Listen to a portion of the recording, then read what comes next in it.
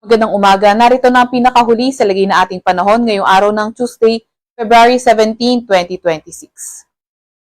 Narito rin ang ating pinakahuling satellite image kung saan ang northeast monsoon o amihan sa extreme northern Luzon nakakaapekto at ang easterlies o yung mainit na hangin galing kadagatang Pasipiko nakakaapekto sa nalalabing bahagi ng ating bansa. Mapapansin nga rin natin sa ating latest satellite image na halos walang kaulapan or halos malinis yung ating landmass. Kaya nakikita nga rin natin yung fair weather condition sa malaking bahagi ng ating bansa. Currently rin, wala tayong minomonitor na low pressure area or bagyo sa loob or malapit sa ating Philippine Area of Responsibility. Para naman sa lagay ng panahon ngayong araw, nakikita nga rin natin sa lugar ng Cagayan Valley, sa may Cordillera Administrative Region at Ilocos Region, fair weather conditions, pero may mga tsansa pa rin ng mga may hinang pag-ulan, kung saan naman sa Metro Manila at nalalabing bahagi ng Luzon, partly cloudy to cloudy skies condition pa rin tayo at may mga tsansa naman ng mga localized thunderstorms. Nakikita nga rin natin by tomorrow until Friday, posibleng lumakas ang epekto ng amihan at sa malaking bahagi ng Luzon, magkakaroon lamang tayo ng mga tsansa ng may hinang pag-ulan at pagdating naman ng Sabado, magkakaroon naman tayo ng mga tsansa ng mga thunderstorms dahil posibleng humina muli yung epekto ng amihan. Agwat ng temperatura ngayong araw sa Metro Manila ay 24 to 32 degrees Celsius. 24 to 31 degrees Celsius naman sa may Lagwag, pati na rin sa may Tugigaraw. 17 to 25 degrees Celsius sa may Baguio at 22 to 30 degrees Celsius naman sa Tagaytay at sa may Legazpi naman ay 25 to 32 degrees Celsius. Agwat naman ng temperatura ngayong araw sa Puerto Princesa ay 24 to 32 degrees Celsius at 25 to 32 degrees Celsius naman sa may Kalayaan Islands.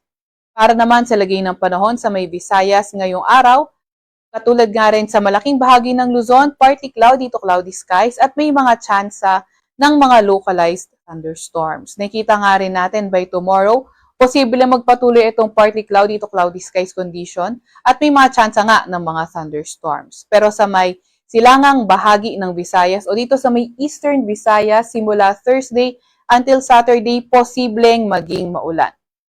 Sa nalalabing bahagi naman ng Visayas, inaasahan natin by Thursday, posibleng lumakas o epekto ng amihan sa mga lugar nila at magkakaroon ng mga tsansa ng mga may hinang pag-ulan at pagdating ng Friday at Saturday, posible nga humina muli epekto ng amihan at magkakaroon na lamang tayo ng partly cloudy to cloudy skies condition at mga tsansa ng mga localized thunderstorms.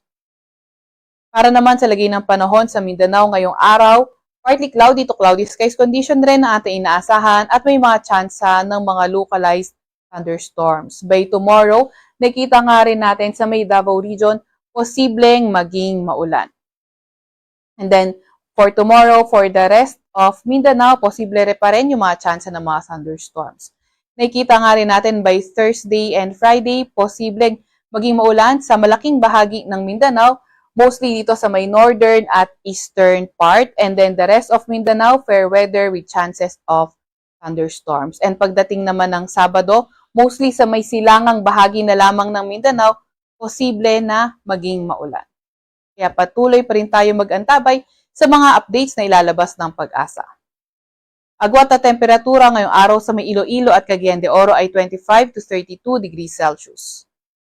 Sa Cebu naman ay 26 to 32 degrees Celsius at 24 to 32 degrees Celsius naman sa may Tacloban. Agwat ng temperatura ngayong araw sa may Davao ay 25 to 33 degrees Celsius at 24 to 34 degrees Celsius naman sa may Zamboanga. Sa kasalukuyan, wala rin naman tayo nakataas na gale warning sa kahit na anong dagat baybay ng ating bansa, pero pinag-iingat pa rin yung mga papalaot sa extreme northern Luzon dahil posible yung katamtaman hanggang sa maalong karagatan. Sa Kalakang, Maynila, ang araw ay sisikat ng 6:19 ng umaga at lulubog ng 6:01 ng hapon. Huwag magpapahuli sa update ng Pag-asa. I-follow at i-like ka aming X at Facebook account, DOST_Pag-asa or DOST-Pag-asa. Mag-subscribe sa aming YouTube channel, DOST-Pag-asa Weather Report at para sa mas detalyadong impormasyon, bisitahin na aming website pag-asa.dost.gov.ph at panahon.gov.ph. At yan nga muna ang pinakahuli sa lagay na ating panahon.